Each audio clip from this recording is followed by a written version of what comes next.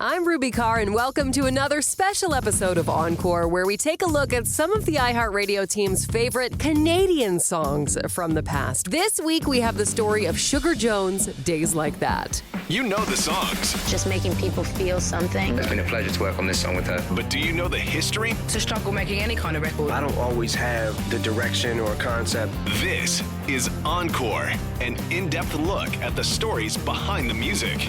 Here's iHeartRadio's Ruby Carr. Do you remember when days were like that? More specifically, do you remember Sugar Jones and their song Days Like That? If not, well, you are forgiven. Sugar Jones only existed for a couple years at the beginning of the millennium, but in that short stint, they dropped what is widely considered an unforgettable, stone-cold Canadian R&B-pop classic. Or am I the only person who thinks of it as that? It doesn't matter, okay? Now, for this episode, we need to go all the way back to 1999. A TV producer in New Zealand by the name of Jonathan Dowling had a novel idea for a TV show. Create a pop group from scratch where the contestants would compete and be voted in by a judging panel and then become global pop stars. Sound familiar? Well, long before we had The Voice, American Idol, Making the Band, and The X Factor, there was a fledgling series out of New Zealand called Pop Stars. Dowling would tell the New York Post, "I knew I could create a new type of series because at this stage there was nothing called reality TV." Yes, it's true. Reality TV just wasn't exactly a thing in 1999. It wasn't huge yet. On the show, the top 5 singers selected by the judges would go on to form a new pop group, work with a team of leading choreographers, songwriters, and producers, and immediately receive a record contract with a label that was affiliated with the show. One of the cool things about the show was that auditions would be open to the general public. The contestants weren't industry plants. In the end, a girl group named True Bliss was formed, and they only lasted a year despite having a record deal with Sony. And while the group didn't last long, the show Pop Stars, and especially the concept, would. Soon after, the series was licensed to Australia, Germany, and the UK, who developed their own versions of Pop Stars. The British version actually spawned some successful groups, including Hearsay, Liberty X, and Girls Aloud, who are still active and have become one of the most successful British pop groups over the last 20-plus years. And I absolutely must point out that Jerry Halliwell, aka Ginger Spice, from the Spice Girls, was one of the judges.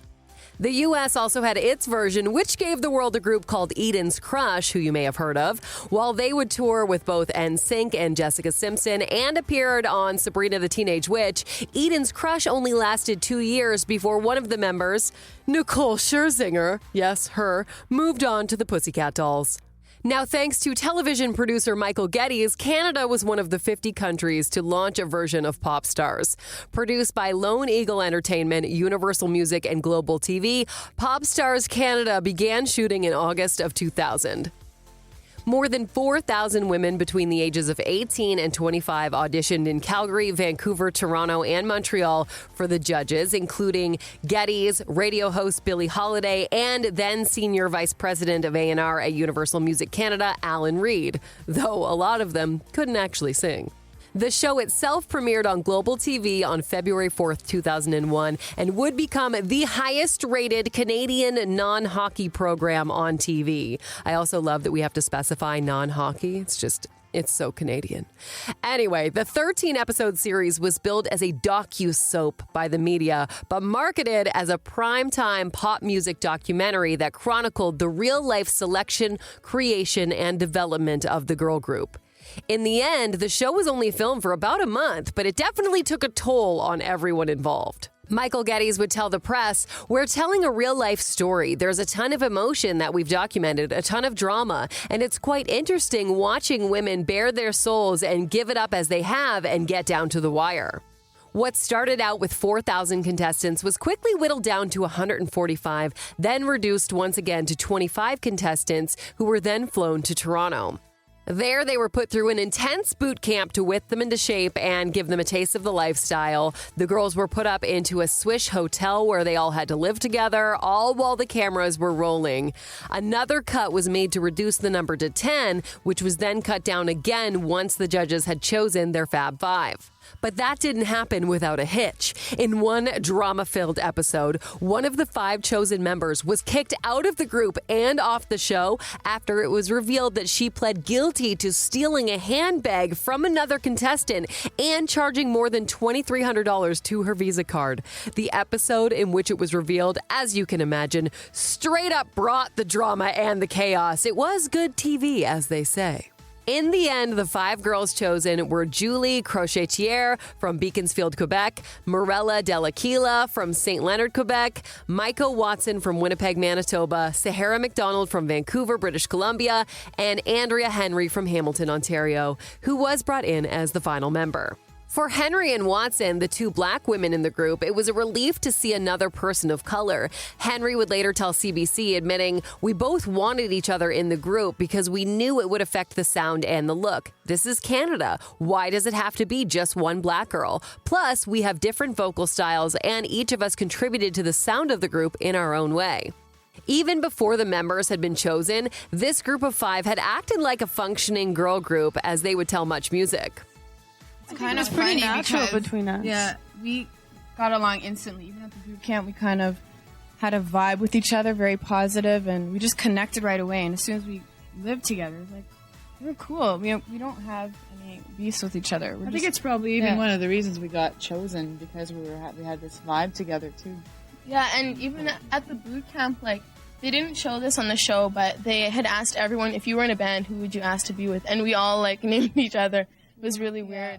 Of course, once the group was put together, the cameras were still there capturing them all day, every day, whether they were making weird faces while singing or one of them had something hanging out of her nose. It was all on film, as they would tell Much Music. TV show, like, it was kind of weird having the cameras around at first, but now we're so used to them that it's just natural. It's kind of second nature now, and we've learned to deal with them. So yeah, we're just real. We don't even realize they're there anymore. Yeah. So you don't have to catch yourself like picking a boog or anything. Well, even sometimes I'm like, oh yeah, right. Better not put that on TV. I got busted for that at the video shoot. Actually, I had like powder up my nose, and I was like, "What's going on?" And then everyone was laughing at me a half an hour later. They're like, "The monitor was on. Did you realize?" I'm like, "Oh god." And obviously, that's the thing that they're going to put in the show. Yeah. You know? That's the thing. We're watching the show, and we don't see the episodes before, right? We're as viewers as everybody else. So when we watch it, and all of a sudden we're like, why did they, out of the whole performance I just did, they have to put that little thing there where I did that face, you know? I'm just realizing how much of an animated face I have. Every time I'm always like... Once they were assembled, the first order of business was to give this brand new group a name. Despite being manufactured from the top to bottom, the 5 girls were allowed to come up with a name themselves. In an interview with All Pop, Sahara would admit that the inspiration came from a vintage store they had spotted while shopping called Sugar Street. The name of the store itself came across as too sweet, so they took Sugar and added Jones to the end of it. I should point out that Sugar Jones wasn't just some random name. Maybe it was to the members of the group, but Sugar Jones was also the name of a pretty obscure comic strip from a UK teen magazine from the 1970s called Pink. Now, being in Sugar Jones was no walk in the park. They were expected to work hard for this, and that included cardio workouts every day, along with weight training up to 3 days a week, daily voice and dance rehearsals, along with media training, working with a dietitian, and surviving on a strict per diem. Sure, the rent to their high-rise condo overlooking Lake Ontario in downtown Toronto was paid for, but while living there, they had plenty of rules to follow. As Michael Watson would tell the Winnipeg Sun, it's not all glamorous. Then there was the pressure coming from public opinion. As they began making public appearances, Sugar Jones were faced with defending the group to those who felt they were just another manufactured pop act. Here is Andrea explaining how they proved everyone wrong when they made an appearance at Much Music. The first one, I think, from a long time, was like we couldn't sing. That was the biggest one, you know? But we're all artists. We're very creative people, and I think we've proven at our first appearance that we can, and we're very good at it, you know? The easiest way to prove themselves was to get into a studio and record some music. And that's what they did at Metalworks in Mississauga, Ontario, where everyone from Prince, Sade, Bruce Springsteen, David Bowie, and Guns N' Roses had recorded some of their best work.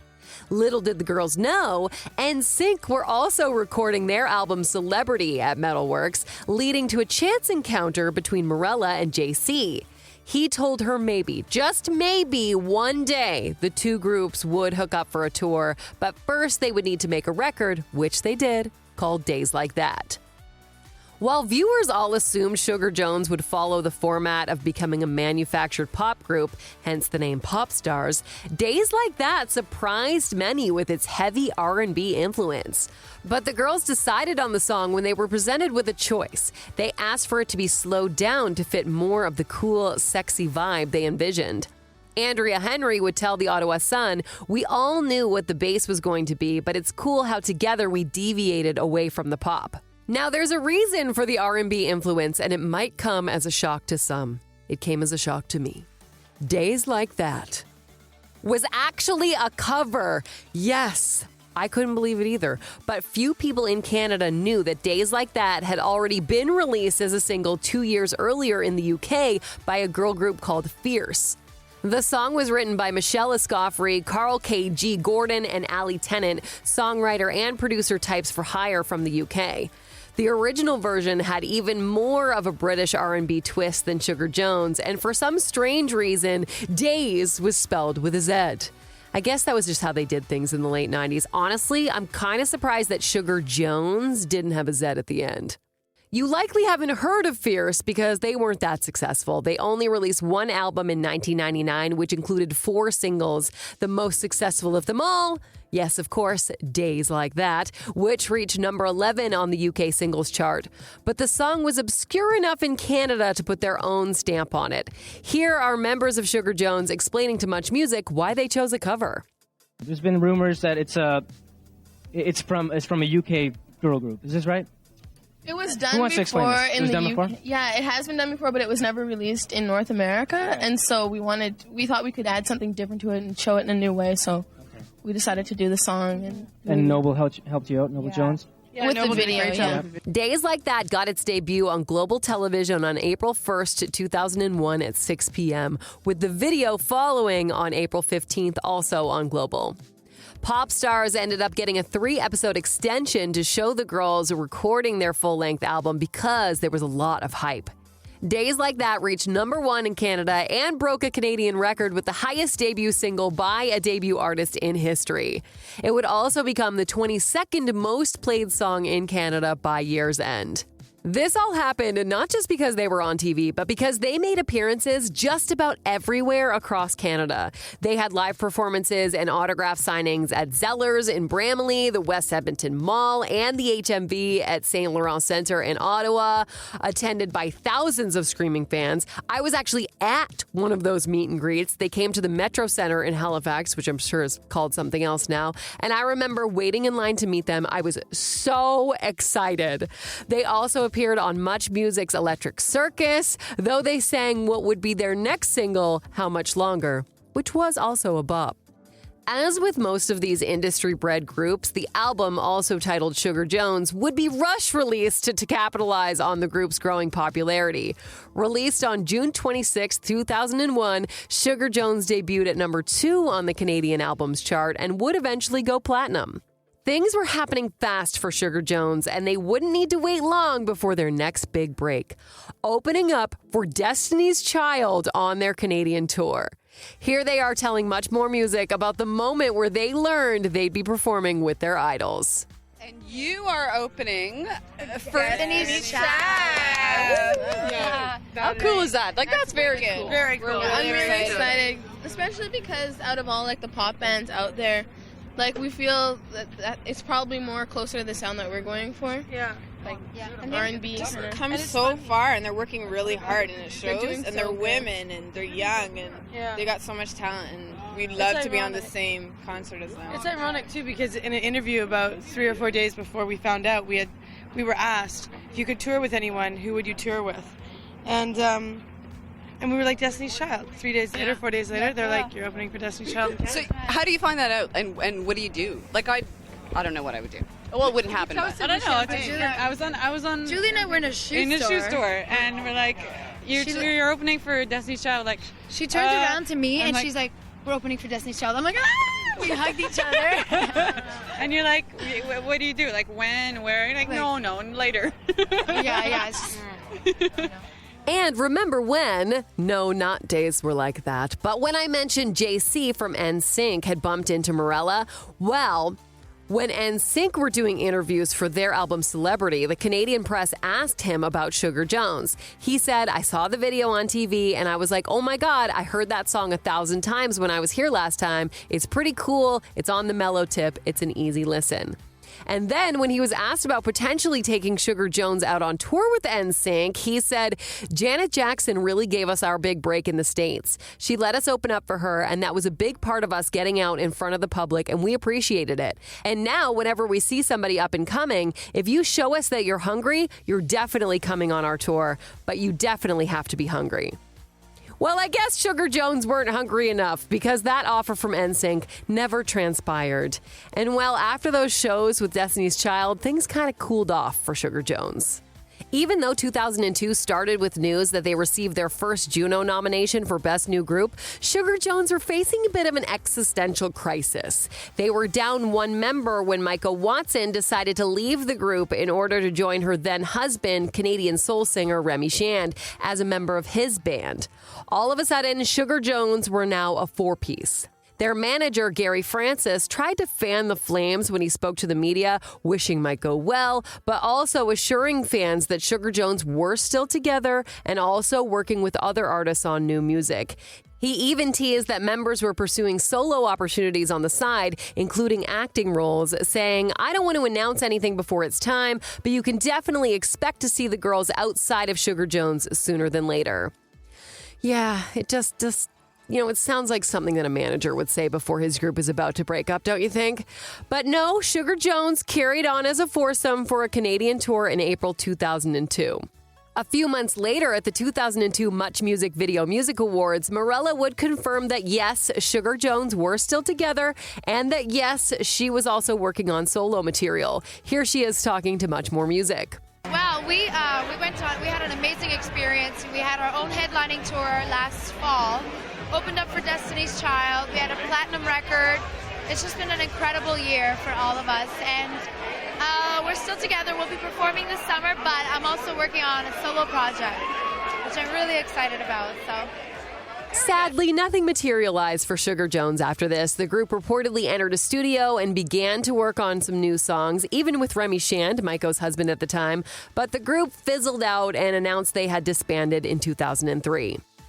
Meanwhile, Pop Stars the series wouldn't fare much better. In Canada, the show ran for 2 more seasons where they switched things up a bit. Season 2 was called Pop Stars Boy Meets Girl, which saw the formation of the short-lived Velvet Empire. Season 3 was dubbed Pop Stars The One and crowned singer-songwriter Krista Borden the winner. And that was that. As for what happened next to the 5 members of Sugar Jones, well, they have all gone on to lead relatively normal, music-unrelated lives. Though it's worth pointing out that both Julie and Andrea did manage to release solo albums after Sugar Jones broke up. Julie even earned a Juno nomination in 2015 for Best Vocal Jazz Album of the Year. Unfortunately, in 2025, Sugar Jones are not much more than a treasured memory for those who remember their brief existence. I mean, you know what? At least we had the time we had. Episodes of Pop Stars are nowhere to be watched. Only short, sort of low-res clips and a trailer for the show on YouTube serve as proof that it even happened. Similarly, this is a weird one. Days Like That, along with the rest of the group's one and only album, do not exist on streaming services like Spotify or Apple Music. You can, however, stream the original version by Fierce. And if you're lucky enough to own the original CD, that's about as good as it gets. So do you remember when days were like that? Maybe, but only if you were lucky and have the CD. I'm Ruby Carr. Thanks for listening to another episode of Encore and standing outside the Metro Center with me to talk about Sugar Jones. Make sure you subscribe so you never miss an episode. Encore is an iHeartRadio Canada podcast. Download the free iHeartRadio app and subscribe. Thank you. Thank you so much for coming.